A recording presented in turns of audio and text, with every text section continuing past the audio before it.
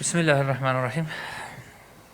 Basın açıklamamıza başlıyoruz değerli arkadaşlar. İç ve dış gündeme dair birkaç konu arz edeceğim. İlginiz için teşekkür ediyorum. Malum şu an Amerika Birleşik Devletleri ve İsrail'in eşkıyalığı ile bütün dünyayı kaosa sürükleme potansiyeline sahip bir saldırı söz konusudur. Amerika Birleşik Devletleri ve Siyonist terör rejimi İran'ı yeniden müzakere masasında hedef alan bir kuşatma stratejisini devreye soktu. Cumartesi günü malum. Daha önce bu saldırganlığın bölgeyi topyekün bir savaşa sürükleyeceği yönündeki açık uyarılara rağmen Washington yönetimi bir kez daha tercihini barıştan değil, Siyonist rejimin güvenliğinden yana kullanmıştır. İran'a yönelik yapılan bu saldırılar İslam coğrafyasına yöneltilmiş açık bir saldırı ve bir devlet terörü örneğidir. Bu saldırılarda insanlık vicdanını yaralayan yeni bir katliam yaşanmış. Çocuk katilleri tarafından bir okulun hedef alınması sonucu bir günde bir anda 160 masum kızımız katledilmiştir. Okulların, hastanelerin, sivil yerleşim yerlerinin özellikle çocukların hedef alınmasını başarı olarak sunan ve bununla övünen bu vahşi zihniyet bölgeyi bilinçli şekilde kan gölüne çevirmek istemektedir. Gazze'de yıllar süren katliam karşısında etkisiz kalan Birleşmiş Milletler sistemi bir kez daha iflas etmiş durumdadır. Uluslararası hukuk fiilen ortadan kalkmış, küresel düzen güçlünün hukukuna teslim edilmiş, mazlumları bir kez daha yalnız bırakmıştır. Değerli arkadaşlar, dünya bugün adalet ilkeleriyle değil, iki haydut gücün dayattığı kuralsızlıklarla ilerlemektedir. Buradan çağrımız şudur: Amerika Birleşik Devletleri ve işgal rejiminin hiçbir bölge ülkesinin dostu olmadığı ve bölgede geçici olduğu bilinmelidir. Bölge ülkeleri Amerika Birleşik Devletleri'nin veya işgal rejiminin çıkarları için değil, bölgenin ve kendi halklarının ortak çıkarları için, bölgenin istikrar ve barışı için siyasi, askeri ve ekonomik işbirliklerini artırmalıdır. Değerli arkadaşlar, başta Türkiye olmak üzere tüm bölge ülkeleri bu saldırgan stratejiler karşısında her türlü hazırlıklarını yapmak zorundadır.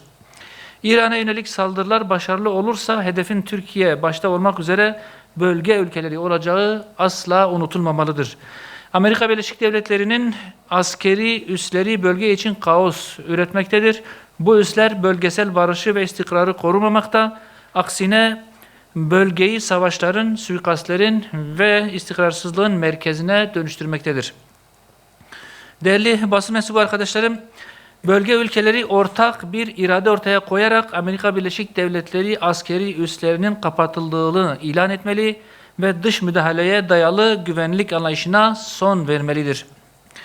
Ancak bu şekilde Amerika'nın ve İsrail'in şerrinden emin olunabilir. Aksi halde hiçbir ülke İsrail'in, Amerika'nın, İngiltere'nin şerrinden emin olamaz. Değerli arkadaşlar, emeklilerle ilgili de bir duruma değinmek istiyorum. Önümüzdeki günlerde malum emekliler için bayram ikramiyesi açıklanacaktır. 2018 yılında asgari ücret 1608 lira iken emeklilere verilen bayram ikramiyesi 1000 lira olarak belirlenmiş. Bu tutar asgari ücretin yaklaşık %62'sine karşılık gelmişti o zaman için. 2018 yılında en düşük emekli maaşı 1250 lira seviyesindeydi. Bu durumda emekliler yaklaşık bir maaş tutarında bayram ikramiyesi alabilmekteydiler. Bugün gelinen noktada ise asgari ücret 28.078 lira, en düşük emekli maaşı 20.000 liradır. Bayram ikramiyesi hem asgari ücret hem de en düşük emekli maaşı karşısında reel olarak ciddi biçimde erimiştir. 2018 yılındaki oranın korunabilmesi için 2026 yılı itibarıyla bayram ikramiyesinin en az 18.000 lira olması gerektiğini düşünüyoruz. Değerli arkadaşlar, ayrıca kanunda yapılacak bir değişiklikle emekli bayram ikramiyelerinin sabit bir tutar olarak belirlenmesinden vazgeçilmelidir. Malum bu 4.000 lira olarak öngörülmekte, daha önce o şekilde ödenmekteydi. bayram ikramiyeleri her yıl yeniden değerleme oranında ya da 6 ayda bir memurlara verilen maaş artışları oranında otomatik olarak artırılmalı. Böylece ikramiyenin satın alma gücü kalıcı bir şekilde korunmuş olabilecektir. Değerli arkadaşlar, sosyal adaletin sağlanması için emeklilerin uğradığı bu kayıplar bir an önce telafi edilmeli ve ikramiyeleri en az 18.000 lira olarak sabitlenmeli ya da ifade ettiğim gibi değerleme oranları esas alınmalı ya da diğer bir alternatif olarak 6 ayda bir memur maaş artış oranları esas alınarak bu ikramiyelerinin değeri muhafaza edilebilmelidir diye düşünüyoruz. Değerli arkadaşlar, Epstein çirkeflikleriyle alakalı da bir hususa değinmek istiyorum.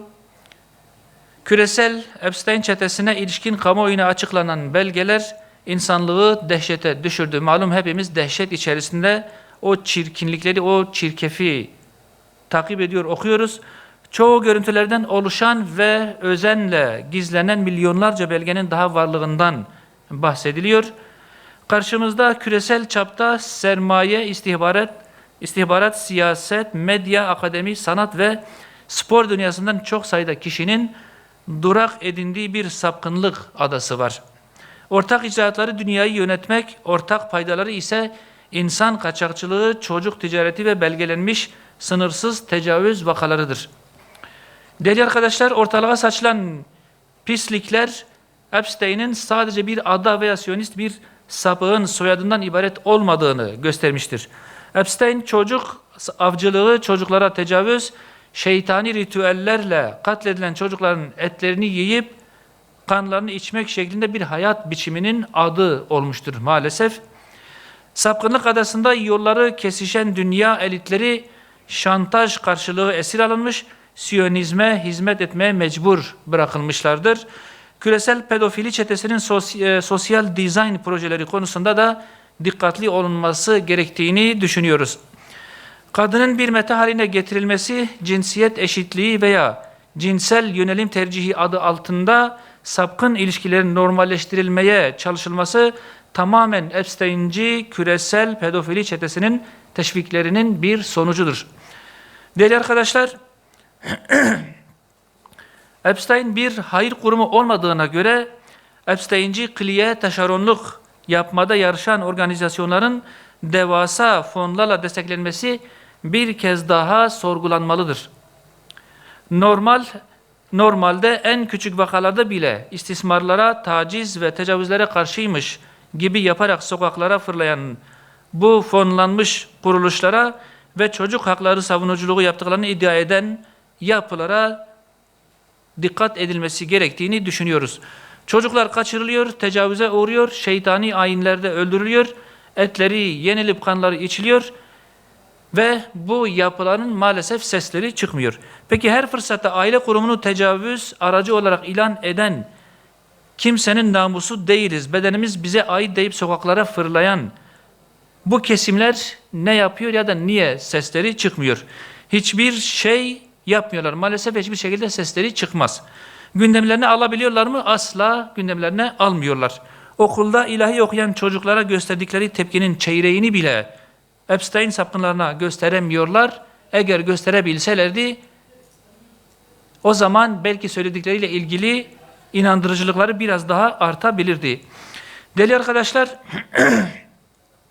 Epstein ifsat sisteminin kirli yüzü deşifre oldu. Siyonizmin şantaj ve fonlama sistemi açığa çıktı.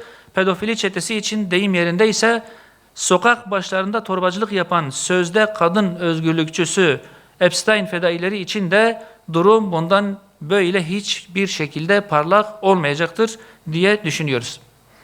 Sizin sorunlarınız yoksa basın açıklamamızı bitiriyoruz. Teşekkür ediyorum. Hayırlı iftarlar diliyorum bu vesileyle.